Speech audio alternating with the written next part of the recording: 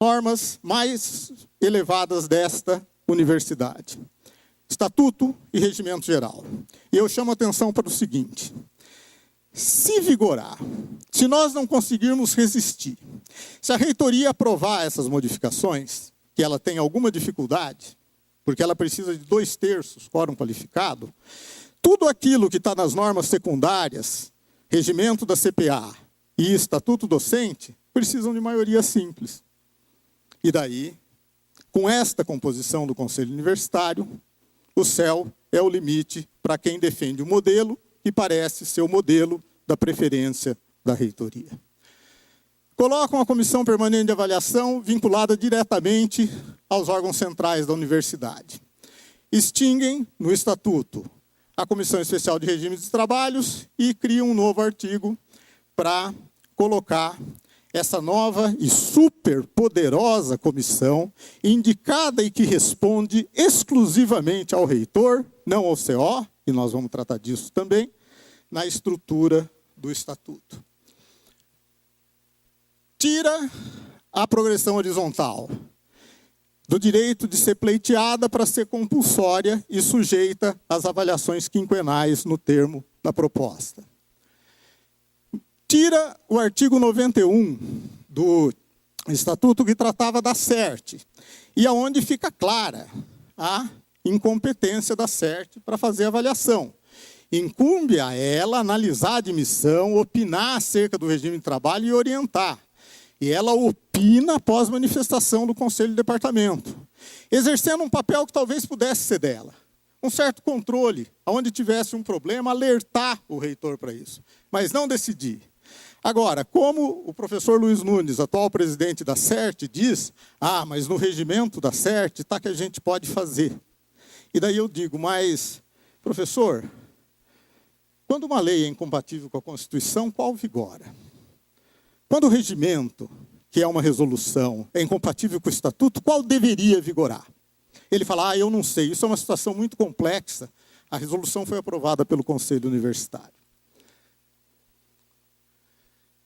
Bom, também tira do Conselho de Departamento, do CTA e das unidades, a definição de propor o regime de trabalho a ser cumprido pelo docente e a permanência dele, ou a modificação desse regime de trabalho. E coloca que a ele agora cabe sim apenas manifestar-se. A decisão vai ser tomada diretamente na reitoria.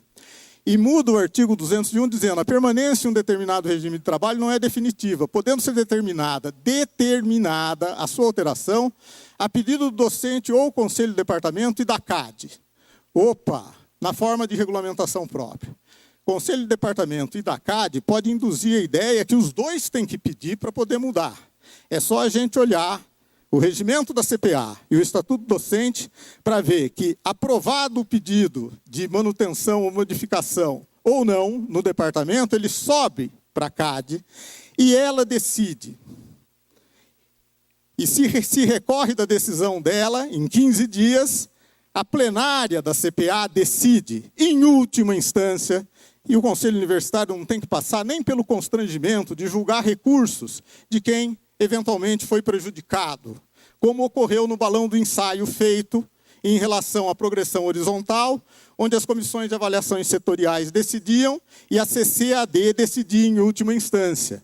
E daí, se você é vítima de uma injustiça, só te resta aguardar 10, 15 anos uma discussão judicial fora da universidade. Mas progressão das pessoas, direitos e injustiças parece que são questões secundárias na sociedade do conhecimento e de acordo com as novas agências que parece que irão ditar os rumos dessa instituição. Muito bem, vamos lá para a comissão plenária proposta agora para harmonizar este quadro. Todas essas pessoas, à exceção de um representante discente da atual CAA e um representante discente de graduação e de pós-graduação, todos os outros são indicados pelo reitor e homologados pelo CO. E ocorre a alguém aqui que o CO não homologará uma indicação do reitor? Quantos precedentes nós temos? Ou seja, cria-se uma supercomissão de 35 pessoas, das quais 33 são de indicação exclusiva do reitor, que a tudo julga, programa, faz, decide, em última instância. Parece que isso não atende ao pressuposto constitucional de que a administração pública se regule por princípios democráticos. Além disso, os vice-presidentes da CA e da CAD são escolhidos também pelo reitor. E também tem a ideia de colocar professor aposentado para decidir sobre a vida administrativa da universidade, o que é incompatível com a legislação do serviço público ou com a própria regulamentação dos professores sêniores na Universidade de São Paulo. Bom, a comissão plenária, tudo pode. Aprova diretriz de avaliação, aprova indicador, julga recursos e aprova propostas normativas. Submetendo-as ao conselho universitário? Não, submetendo-as ao reitor. Numa estrutura dessa, precisa conselho universitário? A Câmara de Avaliação Institucional também, naquilo que diz respeito à avaliação institucional, tudo faz. Propõe diretrizes para as unidades. Propõe à comissão plenária o roteiro de avaliação das unidades. Aprova os relatórios periódicos das unidades e depois dos docentes. Orienta as unidades na elaboração dos respectivos projetos acadêmicos. Orienta as unidades. Ou seja, que autonomia existirá numa universidade desse tipo, independentemente da discussão de sermos ou não uma federação? E propõe coisas ao reitor ouvida a comissão plenária. Não é ouvida a comunidade, nem as congregações, e tampouco propõe ao CO. Gente, a Câmara de Avaliação Docente também vai na mesma toada. Tudo aprova, tudo decide, aquilo que não decide remete para a comissão plenária e, de novo, subsidia o reitor, propõe ao reitor, ouvida a CP, interpreta, opina e cuida das sindicâncias, daqueles que tenham eventualmente se desviados de todos esses protocolos que ela pretende criar, aonde talvez o desvio seja mais do que meritório, se essa história vier a vigorar sobre nossos corações e mentes. Daí o instrumento de avaliação, a mesma coisa. E aqui, de novo, assim como na proposta do GTAD, lembra? Perfil, ensino e pesquisa, ensino e extensão, aparece agora a avaliação da qualidade de pesquisa e inovação. Sem que essas agências, alguém conhece quem dirige essas agências que foram mencionadas aqui? Alguém acompanhou o seu processo de criação? A vida acadêmica está entremeada e harmonicamente com ela? Me parece que não, mas elas é que vão estar lá nesta comissão. Qual é a definição de inovação? Inovação, na maioria das vezes, é um termo associado às áreas de economia e administração de empresas, que se traduz na melhoria de um produto que aumente o seu valor de mercado. Querem que a gente se ocupe agora desses que tais? É isso função da universidade? Ou é promover conhecimento público para que a sociedade toda dele se aproprie e atue e os use para desenvolver as diferentes áreas de seu interesse? Então, para nós, isso é claramente um viés mercantil, inaceitável daquilo que estão propondo para a gente. Além disso, alguns destaques. Caberá à comissão plenária decidir, então, de quanto tempo? Então, muito obrigado. Está ótimo, obrigado. Compete, né, a comissão plenária aprovar aquilo que vier das câmaras. A composição ideal do corpo docente em termos de percentual de professores dos vários regimes de trabalho. Ou seja, a proposta de contratar todo mundo em RTP evoluiu para algo mais sutil. Eu tiro essa competência de departamento e unidade e dou todo o poder a uma comissão central da reitoria dizer quantos seremos em cada regime, em cada departamento e unidade. Bom, introduz Faz-se propaganda que agora acaba-se com o regime de experimentação, que tantos problemas tem criado de incerteza e instabilidade. Cria-se um regime probatório, que é constitucional, mas mantém-se 3 anos de regime de acompanhamento. Ao fim e ao cabo dos quais, dos primeiros 3 anos, a pessoa pode ser exonerada. Dos outros 3 anos, ter o seu regime de trabalho mudado. E, num ato de democracia muito grande, estruture esta insegurança incompatível com a estabilidade do serviço público para todos nós, a todo tempo, até o fim da carreira e das nossas vidas. Porque a cada 5 anos estaremos submetidos ao mesmo regime que será decidido exclusivamente nesta seleta comissão controlada pela reitoria. E isso num país onde o artigo 40 da Constituição diz que ninguém pode ter provento de aposentadoria maior do que o último vencimento. A universidade, de propósito ou por engano, te avalia mal, muda o seu regime de trabalho. Você é colhido pela aposentadoria. Qual é o teu provento de aposentadoria? Salário em RTP, 1/5 do RDIDP. Como a CERT fez ao longo dos anos com tantas pessoas. Infelizmente, a maior parte delas, diante da opressão da administração da universidade, preferiram ir embora silentes, para não enfrentar o desgaste público de se contrapor ao peso da instituição. E é isso que agora se quer para todos nós. Bom, em conclusão, as propostas, essas propostas são absolutamente centralizadas na figura do reitor, incompatível com qualquer mecanismo democrático com uma universidade desse peso. Levam o corpo docente à adequação a um único perfil acadêmico. Na verdade, é um mecanismo de controle e de tutela. Impõe caráter punitivo nos supostos procedimentos de avaliação. Desmerecem, desqualificam e infantilizam o corpo docente da universidade.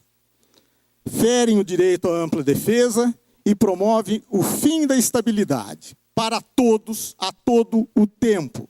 Condição importante para, como apresentado na manifestação da Congregação da Faculdade de Filosofia, Letras e Ciências Humanas, garantir a liberdade de pensamento e expressão dos docentes não seja ameaçada pelo arbítrio dos poderosos. Consequência de um modelo desse tipo, as mesmas das consequências dos modelos de avaliação aqui defendidos no mundo corporativo, que se quer trazer agora para a universidade. Instabilidade, adoecimento, ambiente de trabalho hostil e competitivo, predominância da busca por resultados imediatos, a negação daquilo que a gente entende por universidade. Servem, portanto, para aprofundar o processo de desmonte, que já está em curso. Urge retirar essas propostas de pauta. Não se trata de remendá-las ou de emendá-las.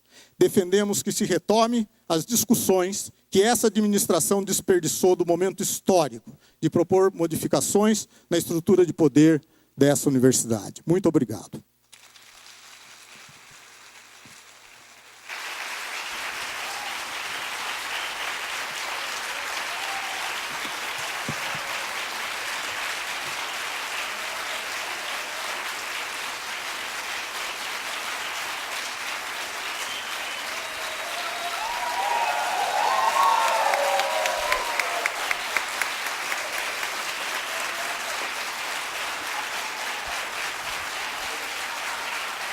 Bom, pessoal, muito obrigado.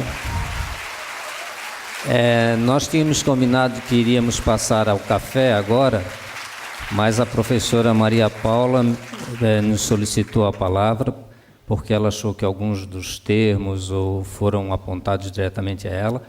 Então, nós damos um tempo para ela se manifestar e depois, então, iremos ao café. Professora Maria Paula, por favor.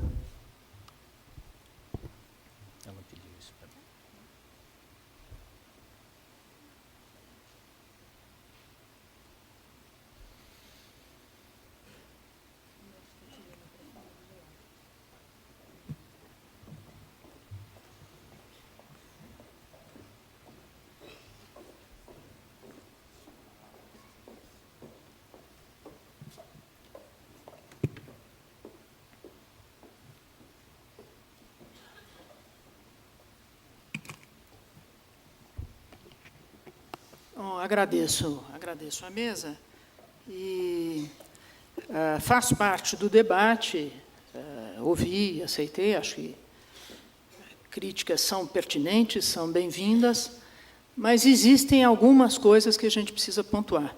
Eu gostaria de falar especificamente sobre o problema da desqualificação pessoal. Eu não aceito, falo por mim, talvez outros membros queiram falar, eu não aceito que o debate seja precedido, ou seja, baseado em qualquer espécie de desqualificação pessoal. Em relação à minha pessoa, estava mencionado na observação, 2 comentários merecem ser feitos. Um ficou no texto, não foi lido, que eu teria aprovado fundações de apoio. Pois é, dá licença, isso ficou no texto, eu acho importante dizer. Eu fui secretária de Educação Superior, eu ouvi, professor, permita, por favor, que eu esclareça e que eu pontue as coisas, porque isso é fundamental. Senão a gente começa um debate com um desequilíbrio assim, que não é produtivo. Eu fui secretária de Educação Superior e, nessa condição, eu tinha a competência, um dever legal de fazer o ato de credenciamento de fundações de apoio após um processo que está previsto na legislação. Então, a comissão constituída de representantes do Ministério de Ciência e Tecnologia e representantes do MEC.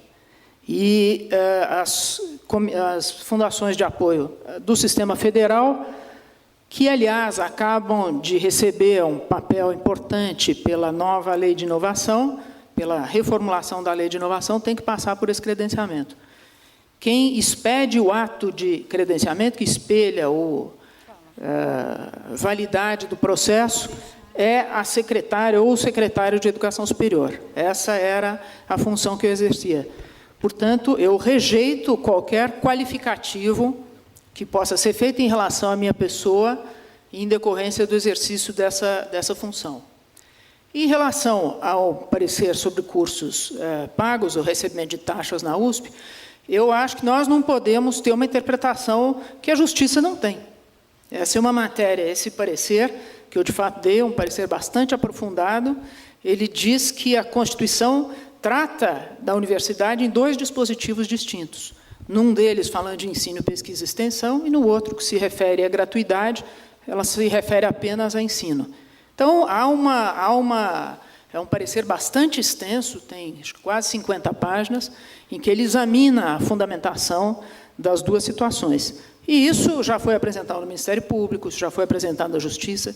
O dia que a Justiça entender que essa interpretação não é compatível com a Constituição, eu acho que a universidade poderá ter uma posição. Antes disso, nós temos opiniões divergentes, eu respeito as opiniões divergentes, mas elas são opiniões. Eu queria, só para completar, tem 2 pontos que merecem esclarecimento, para que a gente não trabalhe em cima de coisas que não são precisas. Não está escrito no projeto em nenhum momento que a pessoa vai passar para o RTP e não tem garantias. E também não está escrito no projeto que há supressão ao direito de defesa.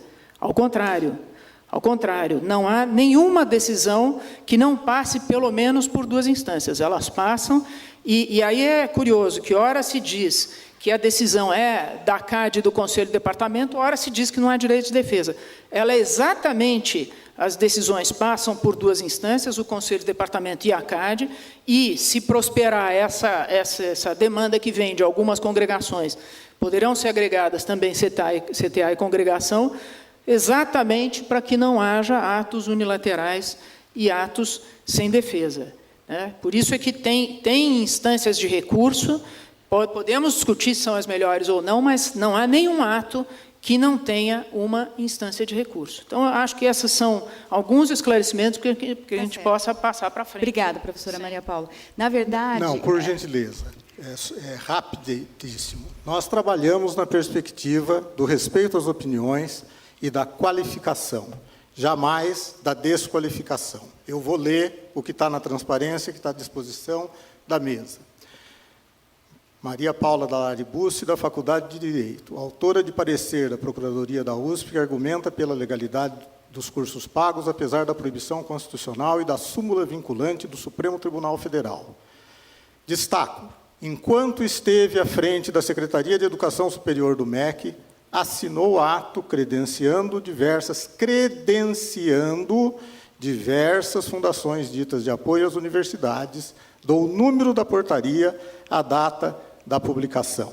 É uma informação objetiva, estrita, criteriosa e respeitosa. Esse debate é muito importante, temos toda a consideração profissional por todos dessa universidade, e em especial pela professora Maria Paula, nossa colega, com quem já estivemos em outros debates, como registramos aqui. Ok. Bem, a ideia do debate não é fazer uma contraposição entre as falas da professora Maria Paula e do professor Ciro. Na verdade, os holofotes devem estar sobre vocês. A nossa posição foi trazer polos. Polos da reitoria, o polo da ADUSP, para que todos possam ouvir e, a partir daí, a gente possa tecer comentários. Porque, senão, a gente vai cair numa discussão política que a gente está acostumado a ver, inclusive, na televisão. A gente não quer isso aqui, né? Assim, de críticas pessoais. Então, a ideia é que todo mundo ouviu. Demos a oportunidade para todos se expressarem, vários documentos circularam, e a ideia é que, depois desse café, a gente possa, então, fazer uma pontuação a respeito daquilo que foi dito. Tudo bem?